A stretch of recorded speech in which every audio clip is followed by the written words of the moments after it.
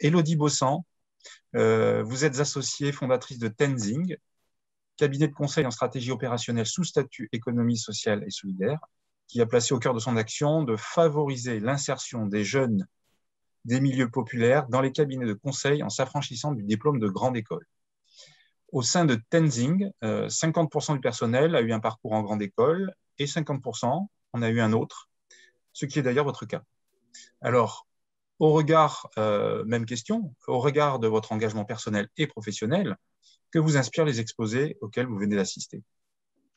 Ça m'inspire tout d'abord un grand remerciement à Madame Dardelais qui m'a donné l'occasion d'intervenir. Parce que ça m'évoque ce que disait Monsieur Vincenzo, est très juste. Les grandes écoles, vous êtes l'antichambre du monde professionnel. Donc ça interroge à l'aune de tous les travaux et des actions que vous enclenchez.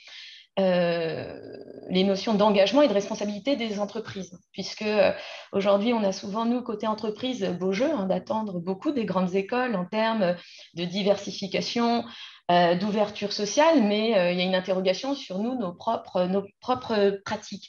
Et comme disait Madame Paul-Angevin, il y a quand même beaucoup d'angles morts dans le côté des entreprises, en termes de suivi, de discrimination, ou en tout cas de conséquences des inégalités sociales. Puisque quand vous êtes salarié, collaborateur, finalement, vous subissez les mêmes freins ou les mêmes obstacles que ce que vous connaissez dans le cadre de votre scolarité. Une égalité d'accès à certains métiers, donc c'est effectivement la vision qu'on a défendue chez Tenzing, de rendre accessibles des métiers qui paraissaient inaccessibles ou peu connus. On a tout un sujet de mobilité sociale, comment on accompagne finalement chacun à trouver sa place dans l'organisation, que l'on soit métier dit intellectuel, métier du cœur ou métier de la main. On a sur ces notions de diversité, on peut s'interroger aussi sur le métier exercé. De quoi on parle? Qui est-ce qu'on reconnaît dans notre propre organisation? Ça pose donc, nous, tous ces sujets d'accompagnement transfoculturel. Moi, à l'aune de vos exposés,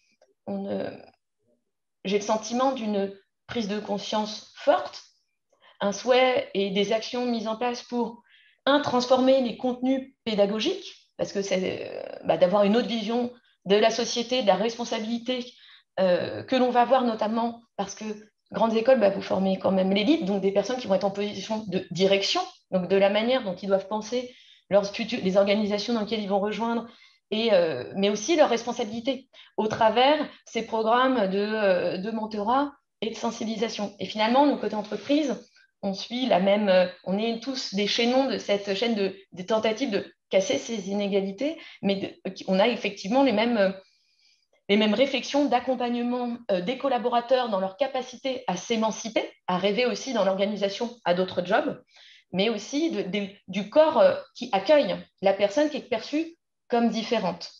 Sachant que moi, j'ai toujours un peu de mal avec ces notions de diversité parce que ça renvoie souvent à des personnes discriminées, mais la diversité, c'est nous tous qui composons la société dans ce qu'on est, et on est divers par essence. Donc, aujourd'hui, je pense que nous, on a vraiment, en vous écoutant, mais nous, entreprises, une responsabilité majeure à intégrer plus largement et favoriser la mobilité sociale. Parce que ce qu'on voit là où il y a des choses qu'on arrive à suivre, la loi Copé-Zimmermann nous a permis d'avoir l'index EGAPRO, donc on arrive à suivre l'égalité homme-femme, on arrive à suivre le handicap. Alors par contre, on arrive à le suivre, on n'est pas forcément très bon en termes de politique RH, donc ça c'est un vrai sujet. On peut suivre tout ce qui a trait à la problématique métrique d'âge, mais ce qui est vrai, c'est que la diversité liée aux origines ethnoculturelles réelles ou supposées et l'origine sociale, c'est très difficile à suivre. Donc,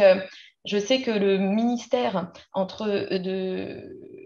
de l'égalité des chances et de l'égalité entre les femmes et les hommes a travaillé sur un index diversité pour en faire un outil de pilotage pour les entreprises et qui ne sera pas un outil de sanction, mais vraiment un outil d'interrogation et de réflexion sur les pratiques, puisqu'on peut voir que on est tous victimes aussi de nos biais dans les organisations et sans s'en rendre compte, en fait. Donc, il y a vraiment tout un travail et je suis, pour le coup, ravie de voir ce qu'enclenchent les grandes écoles, sachant que là encore, on travaille de pair on doit travailler de pair avec vous et pas simplement mettre une pression, mais sachant qu'on aura de toute façon une pression de la part des étudiants qui ont maintenant des aspirations parce qu'ils vont former à être des décideurs autres, qui mécaniquement vont mettre une pression forte sur les organisations pour qu'elles puissent elles aussi changer.